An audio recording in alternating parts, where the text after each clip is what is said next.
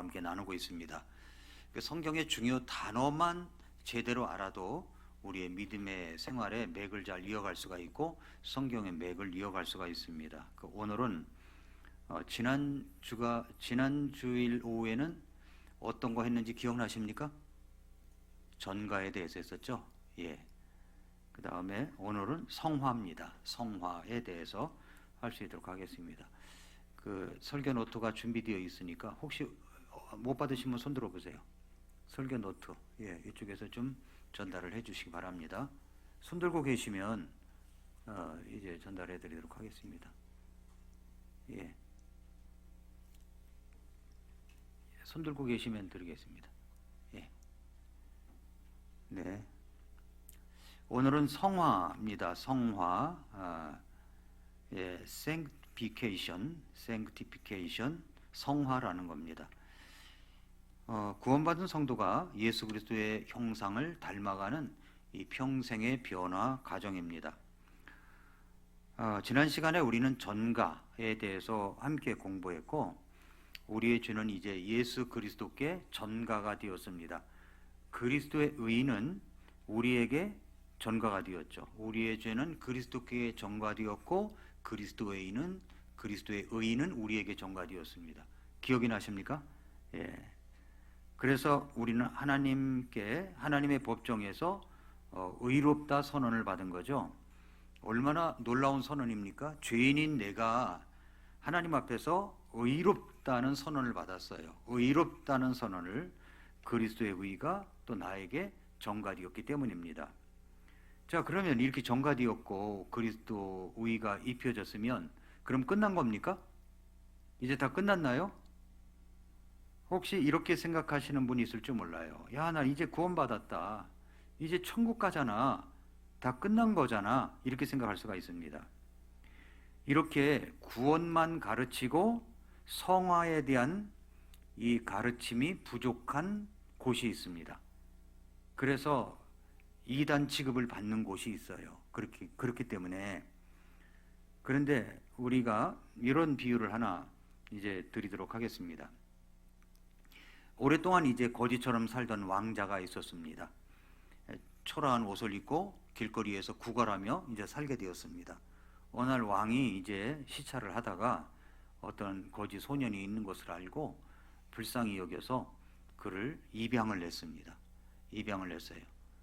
그러면서 너는 오늘부터 내 아들이다. 왕궁으로 함께 살자 했습니다.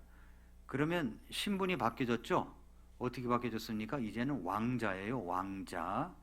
그러면 그 왕자가 지금까지 생활하던 방식은 거지처럼 살았지만 신분이 바뀌었기 때문에 왕자처럼 생활해야 됩니다.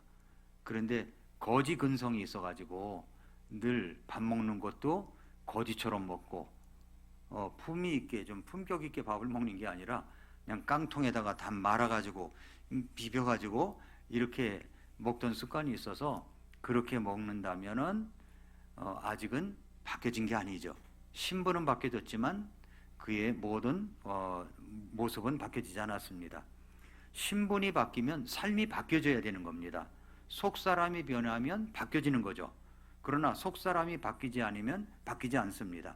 내가 왕자라고 하는 이 정체성을 갖고 있는 데서 신분이 사람을 이제 바꾸어 갑니다. 하나님은 우리를 단지 천국에 보내시기 위해서 구원하신 것이 아닙니다. 하나님은 우리를 예수 그리스도의 형상으로 닮아가게 하기 위해서 구원하셨습니다.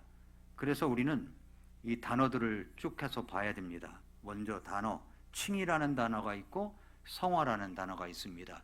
여기 도표를 보면은 칭의는 하나님께서 우리를 의롭다고 선언하신 겁니다. 법정에서의 선언이에요.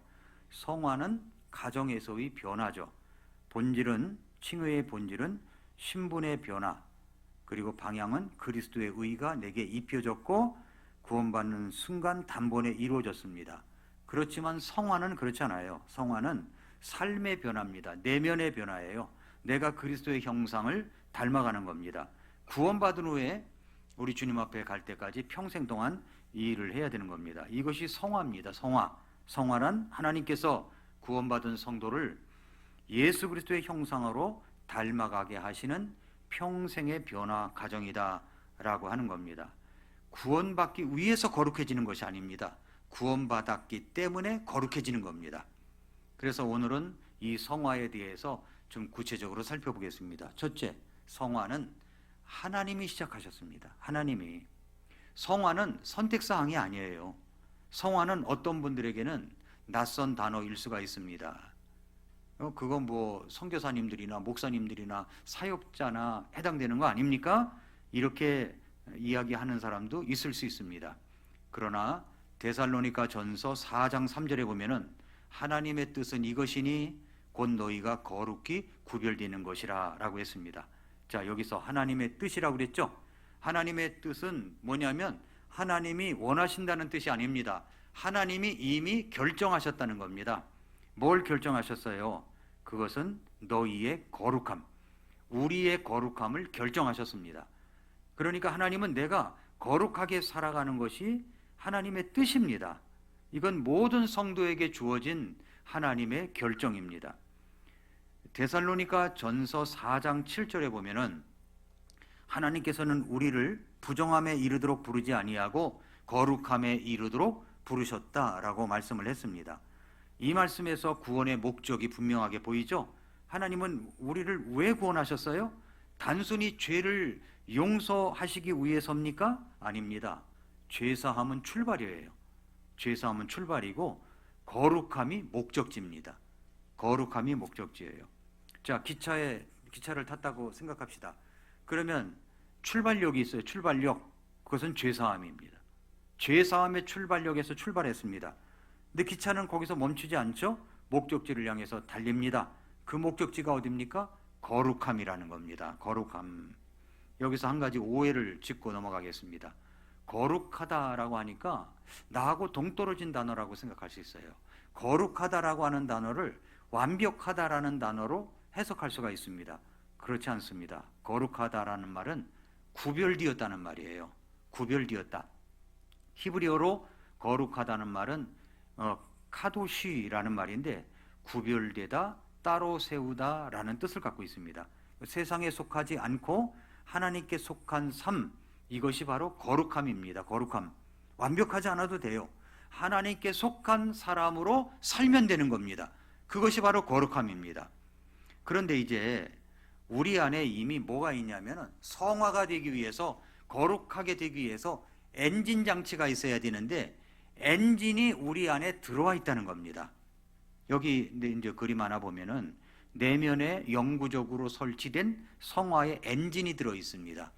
이제 구약 시대 때는 어땠냐면은 구약 시대 때는 성령님이 오셨다가 떠나가기도 했어요. 오셨다가 떠나갑니다. 구약 시대 때는.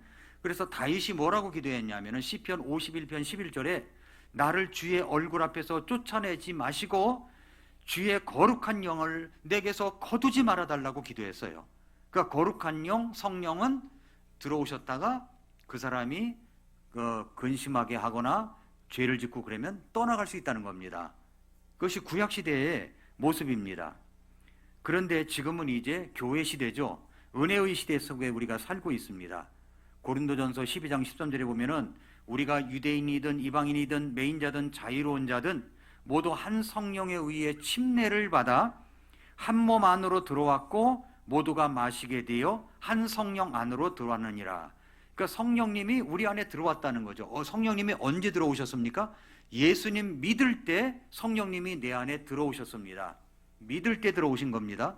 구원받고 나서 성령을 받기 위하여 따로 기도했기 때문에 들어온 게 아니라 믿을 때 성령님이 내 안에 들어오신 겁니다. 내 안에 들어오셨어요. 그러면 성령님이 엔진이에요. 성화의 엔진. 성령님이 계시기 때문에 예수 그리스도를 닮아갈 수가 있는 겁니다. 엔진이 없는 차는요, 아무를 밀어도 움직이지 않아요. 엔진이 있는 차는 시동만 걸면 움직입니다. 엔진이 이미 설치되어 있기 때문에 그렇죠. 문제는 엔진이 없는 것이 아니라 엔진을 켜지 않는 겁니다. 시동을 걸어야 되는데 시동을 안 걸었다는 거죠. 성령님이 내 안에 계시는데 성령님의 음성에 귀를 닫고 내 뜻대로, 내 방식대로 살아가고 있기 때문에 그렇습니다. 그렇기 때문에 이제 첫 번째는 성화는 하나님이 시작하셨다는 것. 하나님이 결정하셨고 하나님이 부르셨고 하나님이 성령님을 우리 안에 보내셨습니다. 모든 준비는 다 끝내셨죠? 그렇다면 나는 두 번째 대지에 가서는 뭐라냐면은 우리가 그 성령님의 하시는 사역에 협력을 하고 있는가 하는 겁니다. 자, 먼저 첫 번째 대지에서는 확인을 했습니다. 성화는 하나님이 시작하셨습니다. 하나님이 결정하셨고 부르셨고 성령님이 내 안에 내주하십니다. 그렇다면 성화는 자동으로 이루어지는 겁니까? 자동으로 이루어져요? 가만히 있지 않으면, 세월이 흐르면, 그냥 가만히 앉아 있으면 세월이 흐르면 저절로 거룩해지는 겁니까? 그렇지 않다는 겁니다. 성화의 주체는 물론 하나님이세요. 빌립보서 2장 13절 우리가 읽은 말씀을 보면은 자신의 선한 기쁨에 따라 너희 안에서 일하사 원하게도 하시고 행하게도 하시는 분은 하나님이시니라. 이 구절 하나에 성화의 비밀이 담겨져 있습니다. 자, 말씀을 풀어보겠습니다. 너희 안에서 일하사. 자, 너희 안에서 일하신대요. 성화를 행하시는 분이 누구십니까? 하나님이십니다. 내가 너를 변화시키는 것, 내가 나를 변화시키는 게 아니에요. 하나님이 내 안에서 일하고 계시는 겁니다. 너희 안에서 일하사. 지금 이 순간에도, 이 설교를 듣는 이 시간에도 하나님은 여러분 한 사람 한 사람 안에서 일하고 계시는 겁니다. 일하고 계시는데 어떻게 일하시냐면은 자신의 선한 기쁨에 따라, 여기를 주목해야 됩니다. 하나님이 일하시는 이유가 뭡니까? 내가 잘해서입니까? 내가 충분히 노력해서인가요? 아니라는 거죠. 하나님 자신의 선한 기쁨에 따라 일하십니다. 하나님이 기뻐하시기 때문에 일하시는 겁니다. 하나님이 원하시기 때문에 일하십니다. 내 공로가 아닙니다. 하나님의 기쁨이 동력입니다. 이게 얼마나 큰 은혜입니까? 내가 형편없는 날에도, 내가 실패한 날에도 하나님은 자신의 선한 기쁨에 따라 내 안에서 일하고 계시다는 거죠. 원하게도 하시고 그랬죠? 여기서 한 번 더 원하게도 하시고 그랬는데 하나님 우리가 행동하기 전에 먼저 원하게 하십니다. 원하게 하세요. 원하게 하시고 거룩하게 살고 싶다는 마음, 말씀을 읽고 싶다는 갈망, 기도하고 싶다는 소원, 오늘 이 예배 자리에 나오고 싶었던 마음, 그 소원이 어디서 나왔습니까? 내가 나와준 게 아니에요. 내가 이렇게 있어준 게 아니라고요. 어떻게 해요? 하나님이 먼저 심어주신 겁니다. 지금 이 자리에 앉아서 말씀을 듣고 싶었던 것, 그것도 하나님이 먼저 그 마음을 여러분 안에 두셨기 때문입니다. 그리고 이제 행하게도 하시는 분은 하나님이시니라. 소원만 심어주시는 게 아니라 행하게도 하신다는 겁니다.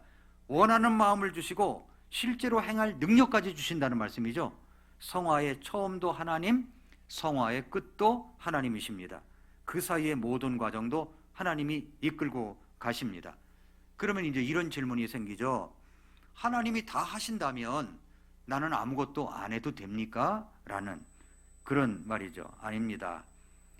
바울은 13절 바로 앞에 12절에서 이렇게 말씀하고 있어요. 그러므로 내 사랑하는 자들아, 너희가 항상 순종한 것 같이 내가 있을 때뿐 아니라 지금 내가 없을 때에도 더욱더 순종하여 두려움과 떨림으로 너희 자신의 구원을 일하여 드러내라 라고 했습니다. 13절은 하나님이 일하신다고 했죠. 12절은 우리 자신이 구원을 일하여 드러내라고 그랬어요. 자, 여기서 이제 제가 개역성경과 흠정령성경의 차이점을 좀 말씀을 드릴게요. 개역성경의 번역을 보면은 빌립보서 2장 12절에 뭐라고 그랬냐면은 항상 복종하여 두렵고 떨림으로 너희 구원을 이루라 그랬습니다. 너희 구원을 이루라. 여기서 우리가 조심해야 할 것이 있는데 이게 중요한 신학적 질문이에요. 정확하게 제가 말씀을 드릴게요. 여기 도표를 보시면 너희 구원을 이루라의 진짜 의미가 나와 있습니다. 이 세 가지 이제 나란히 이제 번역본이 있는데 흠정역은 두려움과 떨림으로 너희 자신의 구원을 일하여 드러내라 라고 했고, 개역성경은 너희 구원을 이루라 라고 했습니다. 그런데 핵심 단어가 뭐냐 하면은 헬라어 카테르 가제스테라고 하는 단어예요. 카테르 가제스테.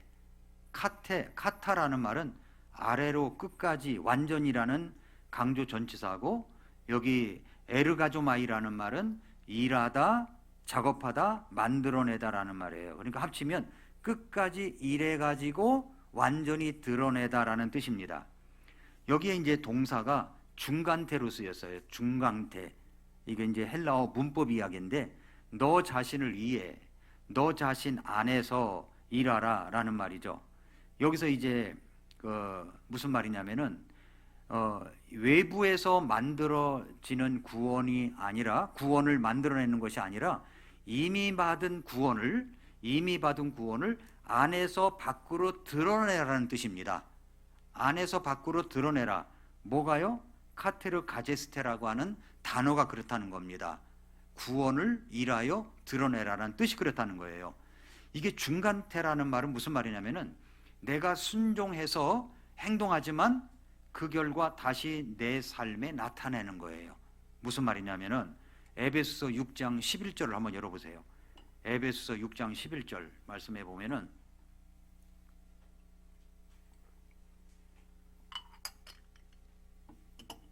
에베소서 6장 11절에 전신갑주를 입으라 그랬죠? 전신갑주를 입으라. 누가 입혀줍니까? 입으라고 그랬으면 누가 입혀줘요? 누가 입혀줘요? 내가 입어야 되잖아요. 내가. 전신갑주를 입으라 그러는, 가만히 있으니까 무슨 AI가 작동돼 가지고 팔이고 뭐고 그냥 타닥 와서 붙습니까? 그게 아니라 전신갑주를 입으라 할 때는 내가 입어야 되는 거예요. 아침에 여러분이 이제 출근하거나 학교에 갈 때 옷을 입어야 되는데 가만히 있으니까 누가 입혀줘요? 내가 입어야 되는 거죠. 내가. 입는 결과는 뭡니까? 내가 누리는 거죠. 내가 누리는 거예요. 내가 입어야 되고 내가 누리는 겁니다. 야고보서 4장 8절에 보니까 너희 손을 깨끗이 하라 그래 돼 있어요. 너희 손을 깨끗이 하라. 이 손을 깨끗이 하려면 누가 깨끗이 해야 됩니까? 내가 해야 되죠. 내가. 결과는 뭐예요? 내 손이 깨끗해지는 거죠. 그 무슨 말이냐면은 이미 받은 구원이 있습니다. 내 안에서. 이것을 내가 일해서 드러내라는 말입니다. 내가 받은 구원을 일해서 드러내라. 영어 성경의 킹제임스 성경에 보면은 이게 워크아웃으로 되어 있어요. 이것은 안에 있는 것을 밖으로 꺼내는 겁니다. 안에 아무것도 없는 게 아니에요. 안에 있는 것을 밖으로 꺼내는 겁니다. 광산에서 금을 캘 때 광산 안에 있는 금을 밖으로 끄집어내는 겁니다. 이미 금이 있어요. 이걸 끄집어내는 겁니다. 이것이 일하여 드러내라는 말입니다. 그 완성을 향해 끝까지 작업하라는 거죠. 여러분이 수학 문제를 워크아웃 한다고 할 때 답은 이미 존재해요.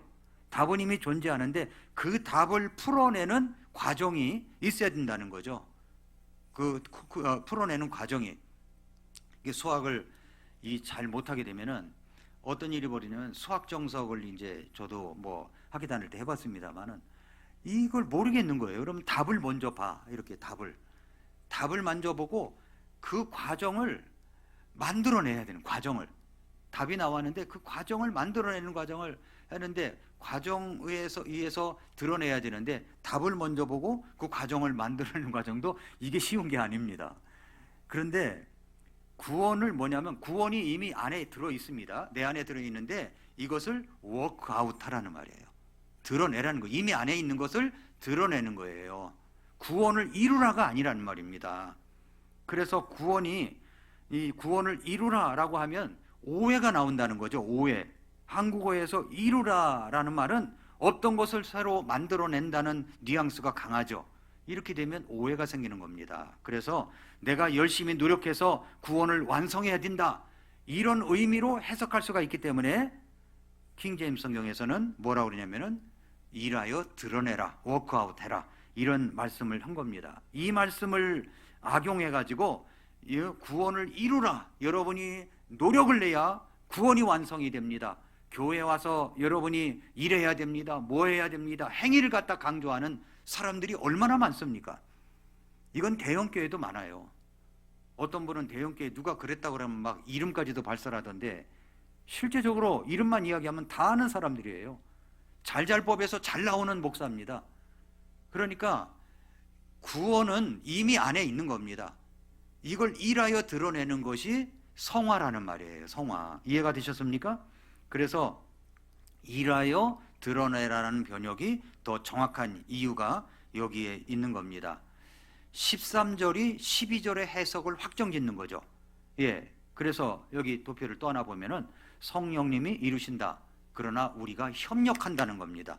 자신의 선한 기쁨에 따라 너희 안에서 일하사 원하게도 하시고 행하게도 하시는 분은 하나님이시니라. 바울이 12절에서 일하여 드러내라는 명령한 직후에 13절에서 곧 바로 근거를 설명하고 있습니다. 왜 드러낼 수가 있습니까? 이미 하나님이 이미 안에서 일하고 계시기 때문입니다. 구원은 하나님이 이미 안에 넣어 주셨습니다. 우리는 그것을 밖으로 드러내는 것, 구원받은 사람의 모습, 구원받은 사람의 태도, 구원받은 사람의 말, 언어, 이런 것까지도 일하여 드러내라는 거죠. 그 드러내는 과정조차 하나님이 도우신다는 겁니다. 협력을 하면 돼요. 협력만 하면. 구원은 내가 만드는 게 아니에요. 하나님이 이미 주셨습니다. 성화는 그 구원이 내 삶 속에서 드러나는 과정입니다. 그래서 일하여 드러내라는 말이 바로 그런 말이다 라고 하는 겁니다. 히브리서 10장 14절에 이는 그분께서 한 번 헌물을 드림으로써 거룩히 구별된 자들을 영원토록 완전하게 하셨기 때문이라. 이 말씀의 의미를 하나하나 찝어보면은 아주 정말 의미가 깊습니다. 거룩히 구별된 자들을 이미 구원받았죠. 영원토록 완전하게 하셨기 때문이라. 이미 완료예요. 거룩하게 구별된 자들 완료죠.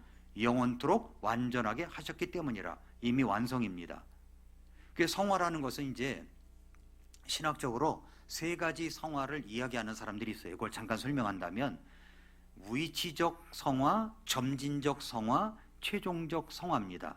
도표를 한번 봐보세요. 위치적 성화라는 게 있죠.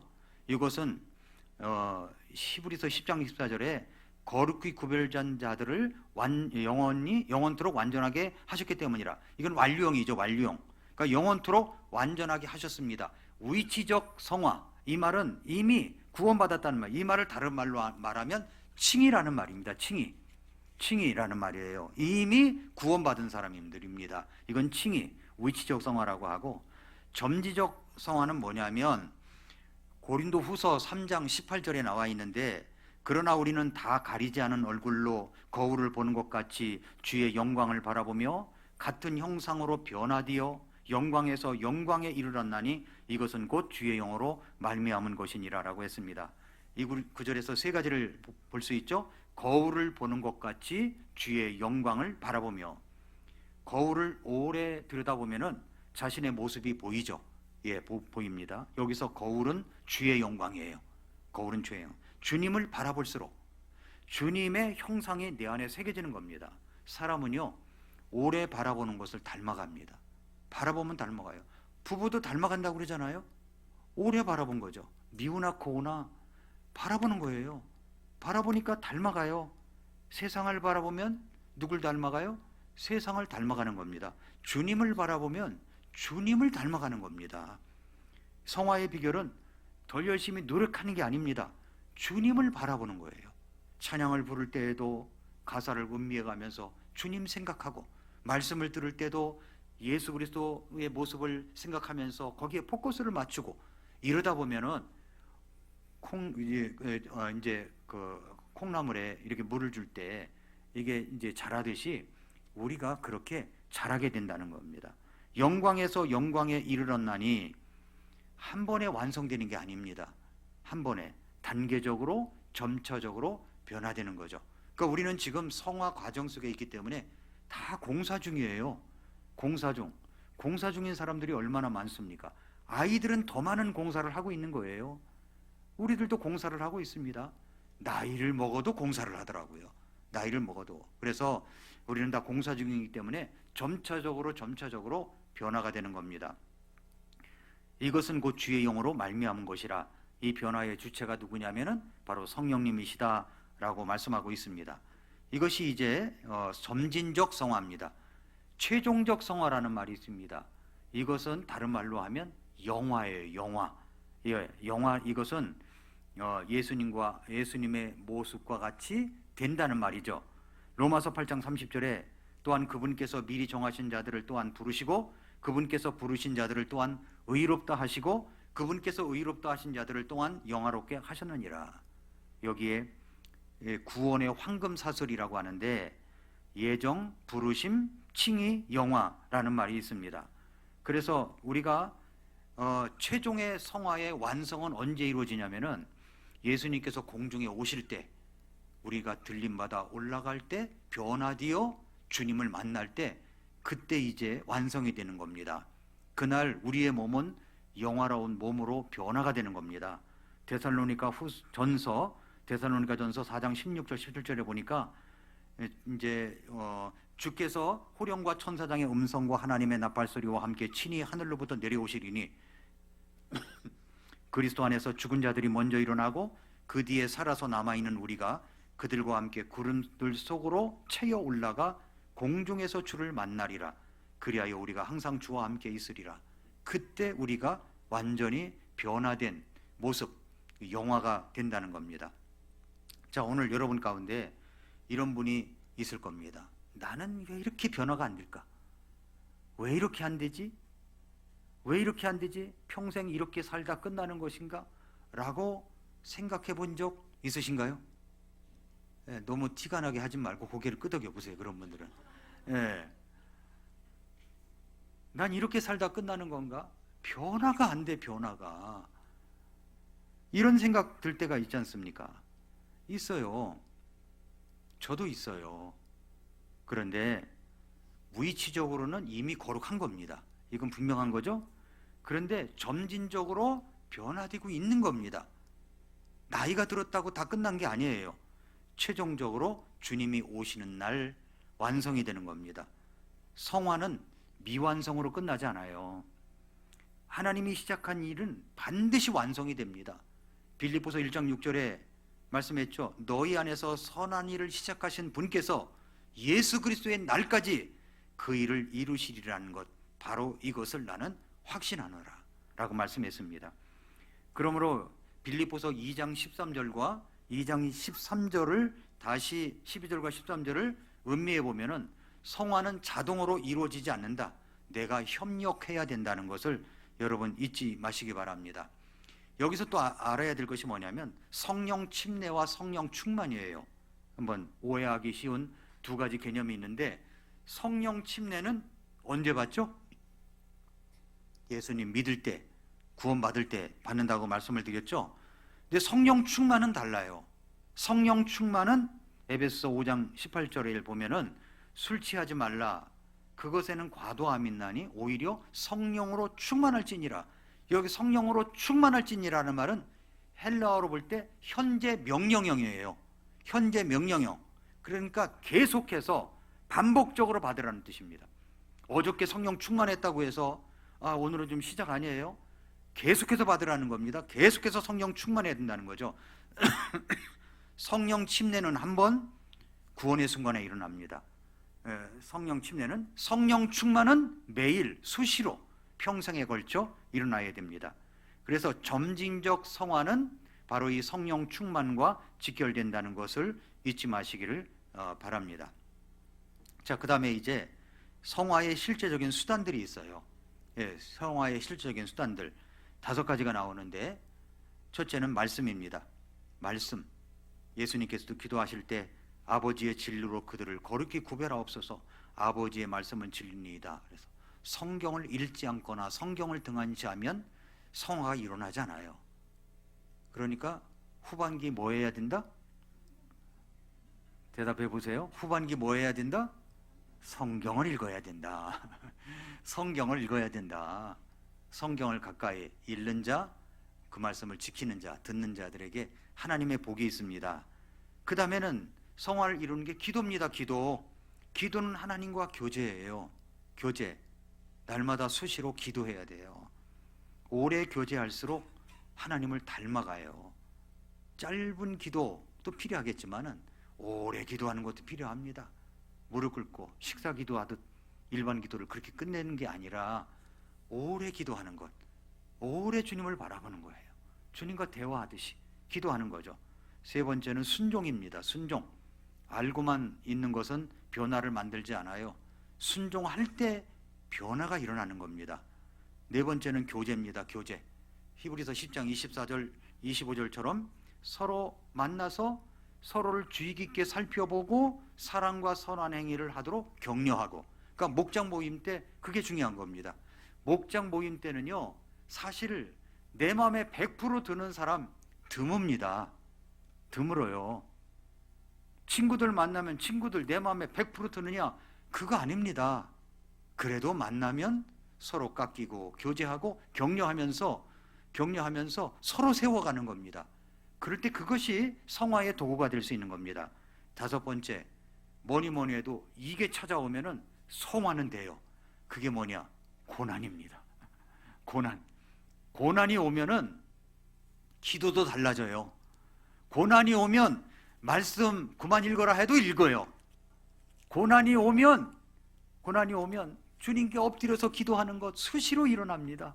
그렇지 않습니까? 예? 우리 교회 이전할 때 우리 교회 성도님들이 333 기도됐어요. 명함 카드로 만들어 가지고 돌려가지 기도했어요. 제 수첩에 있어요, 그것이. 그러면서도 기도했어요. 그런데 지금은 어떤가요? 지금은 참, 그래서 저도 이 말씀을 준비하면서 회개했습니다. 하나님, 급할 땐 정말 하나님 찾고 정말 그랬었는데 우리 다시 한번 각성하고 해야 되겠습니다. 이런 생각이 들었어요. 고난이 와야 기도합니까? 어려움이 찾아와야 기도합니까? 아닙니다. 평상시 기도하는 습관을 가져야 돼.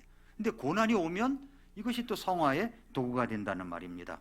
그러면서 평생에 걸쳐서 이렇게 이제 주님을 닮아가는 겁니다. 마지막 세 번째 대지는 성화의 목표는 누구다? 예수님입니다. 예수님을 닮아가는 겁니다. 반드시 완성이 됩니다. 성화의 진정한 목표는 도덕이 아니에요. 예수님이에요. 예수님. 하나님이 목표로 삼으신 것은 누구시냐? 예수님의 형상입니다. 로마서 8장 29절에 하나님께서 자신이 미리 아신 자들을 또한 예정하사 자신의 아들의 형상과 같은 모습이 되게 하셨나니, 자신의 아들의 형상과 같은 모습이 되게 하셨다고 그랬습니다. 그러니까 우리는 목표는 단 하나입니다. 누구를 닮아가느냐? 예수님을 닮아가는 거예요. 예수님을. 그 변화는 어디서부터 옵니까? 내면에서부터 오는 거예요. 내면, 우리 안에서부터 오는 겁니다. 그 변화는 반드시 열매로 나타납니다. 갈라디아서 5장 22절 23절에 성령 열매가 나오죠. 사랑과 기쁨과 화평과 오래 참음과 부드러움과 선함과 믿음과 온유와 절제니, 이런 열매들이 나옵니다. 성화의 삶의 증거가 열매들이 나오는 거예요. 열매가. 성화는 반드시 이루어집니다. 반드시 이루어져요. 설명할 것도 많지만 시간이 많이 갔기 때문에 조금 줄이겠습니다. 성화는 영화로 완성이 되는 거예요. 영화로 완성이 됩니다. 그날이 언제입니까? 요한일서 3장 2절을 열어보세요. 요한일서 3장 2절. 요한일서 3장 2절. 사랑하는 자들아, 이제 우리는 하나님의 아들들이니라. 우리가 앞으로 어떻게 될지는 아직 나타나지 아니하였으나 그분께서 나타나시면 우리가 그분과 같게 될 줄 아노니. 자, 우리가 누군가 같게 돼요?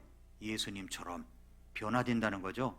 이는 우리가 그분께서 계신 그대로 볼 것이기 때문이라. 그렇습니다. 성화가 너무 느리게 느껴지는 분이 계십니까? 나는 왜 이렇게 안 변하는가? 10년 전이나 지금이나 똑같다, 이렇게 느껴지는 분 계세요? 그러나 주님이 오시는 날 완성이 됩니다. 완성이 돼요. 하나님은 우리를 용서만 하시는 것이 아니라 우리를 변화시키십니다. 그러므로 빌립보서 1장 6절에 너희 안에서 선한 일을 시작하신 분께서 예수 그리스도의 날까지 그 일을 이루시리라는 것, 바로 이것을 나는 확신하노라. 미완성 작품을 결코 포기하지 않으시는 하나님이십니다. 그러므로 여러분의 성화는 영원한 하나님의 프로젝트라는 것을 기억하고 날마다 예수님을 더 닮아가는 성도 여러분 되실 수 있으시기를 바랍니다. 다섯 가지 도구 한 번 더 보여줘 보세요. 다섯 가지 도구. 예, 말씀. 첫 번째 말씀, 그 다음에 기도, 그리고 순종, 교제, 고난입니다. 이 도구가 내게 탁 붙어 있을 때 우리가 예수님을 더 닮아가는 아름다운 모습이 될 것입니다. 다음 주에는 이제 여러분과 함께 중보에 대해서 나누도록 그렇게 하겠습니다. 기도하겠습니다.